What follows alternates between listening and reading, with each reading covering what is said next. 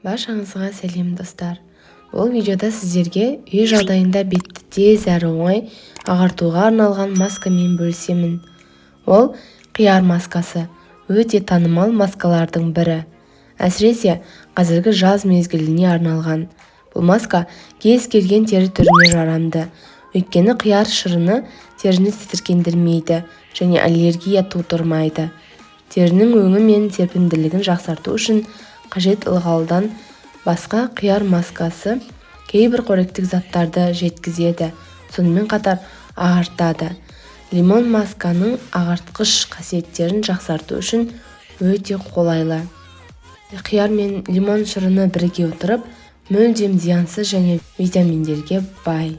Сонымен масканы дайындау үшін бізге қияр және лимон керек болады. Қиярды өзіңізге ыңғайлы кез келген әдіспен ұнтақтаңыз.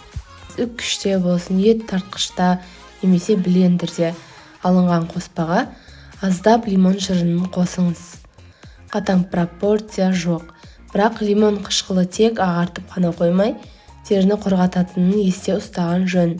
Сондықтан теріңіз неғұрлым құрғақ болса, маскаңызда қияр шырынына пропорционалды лимон шырыны аз болуы керек.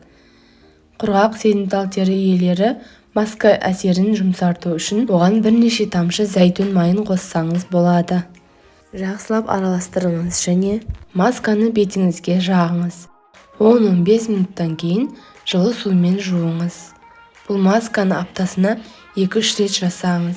Бірінші жасағаннан ақ бетіңіздің нәрленіп ағарғанын байқайсыз. Сіздерге пайдасы тиеді деген үміттемін. Каналыма жазылып, лайк басып, пікір қалдыруды ұмытпаңыздар.